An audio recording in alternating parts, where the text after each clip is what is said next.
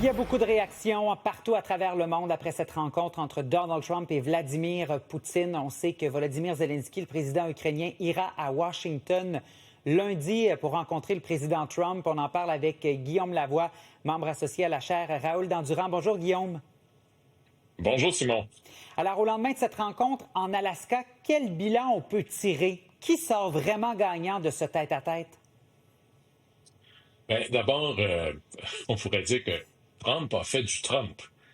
C'est vraiment le contexte d'essayer d'aller plus vite que le temps ne le demande. Et on sent véritablement que c'est peut-être pas l'objectif numéro un, mais que ça fait partie d'un objectif qui a un rendement réel pour lui. C'est faire les nouvelles, être au centre de la photo. C'était la même chose dans son premier mandat, si on se rappelle, des circonstances un peu différentes. Il voulait rencontrer le premier de la Corée du Nord. Ça prenait, pour lui, c'était ça en soi un résultat. Bon, maintenant, dans le monde du réel, je pense que à date, oublions la cause ukrainienne comme telle, ne serait-ce qu'un instant, c'est clairement Vladimir Poutine. Vladimir Poutine, avant, était un paria en Occident et quelqu'un qui, en plus, dans son univers mental géopolitique, veut ressusciter la Grande Russie.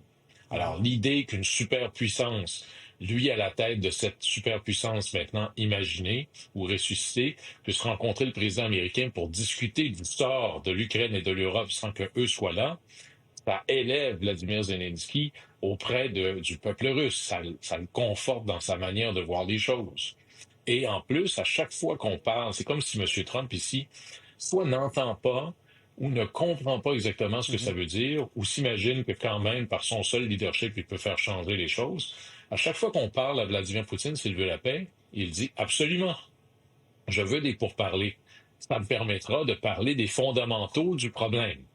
Pour lui, les fondamentaux du problème, c'est que la frontière de l'Ukraine touche à la Russie, ce territoire-là devrait appartenir à la Russie, c'est que l'Ukraine reçoit des armes de l'Occident, et pour lui, c'est inadmissible. Alors, lorsqu'on parle qu'il faut régler ce conflit-là, c'est pas seulement un cessez-le-feu aujourd'hui, c'est des garanties de sécurité pour ne pas revivre le même scénario dans 6 mois, dans 1 an, dans 2 ans, une fois que l'armée russe se sera bien ravitaillée.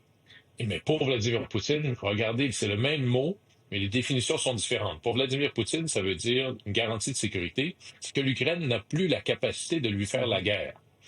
Pour les Européens et les Ukrainiens, une garantie de sécurité, c'est d'être armé jusqu'aux dents pour être sûr que plus jamais on puisse l'attaquer, comme ce fut le cas.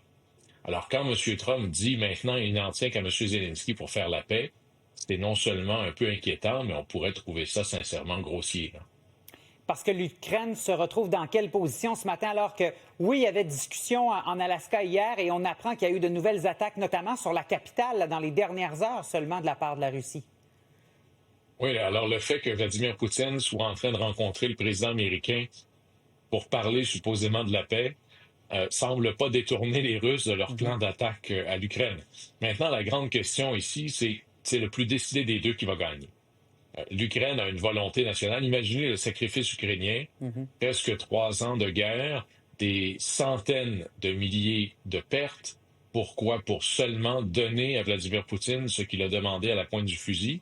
Ça se pourrait que les Ukrainiens soient pas tout à fait d'accord. À un moment donné, le sacrifice est tellement grand qu'on refuse de céder. Les Européens aussi. Parce que la meilleure manière d'arrêter Poutine, c'est maintenant et en Ukraine. C'est certainement la manière dont les Européens le voient. Et imaginez ceux qui s'imaginent que la crainte face à la Russie est surdimensionnée, elle est exagérée.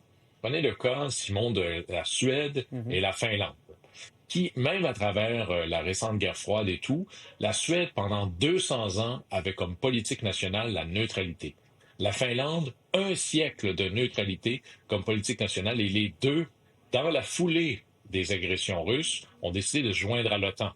Alors clairement, si ça en énerve pas certains, il y en a qui disent que leur sécurité est possiblement en jeu dans l'avenir, et si c'est pas l'Ukraine, ce sera l'Est de la Moldavie ou encore les pays baltes, qui sont eux membres de l'Union européenne.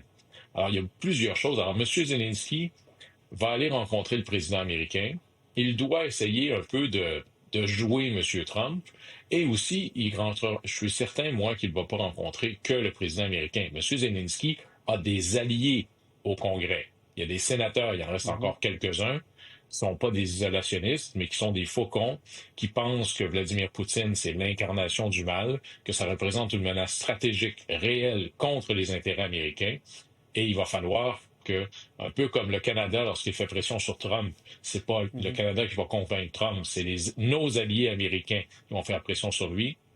M. Zelensky va vouloir rencontrer ses alliés au Sénat et ailleurs, qui, eux, feront pression sur Trump. Mais ici, M. Trump cherche une bonne nouvelle. Il cherche à faire la nouvelle. Et ça, ben, c'est un peu difficile parce que pour lui, que ce soit l'Ukraine qui gagne, la Russie qui gagne, la nouvelle pour lui, c'est qu'il est au centre, c'est celui qu'on vient voir. Et à la fin, où se finit la frontière, ça ne l'intéresse pas vraiment. Et ça, c'est nouveau dans le décor. Guillaume, merci beaucoup d'avoir été là.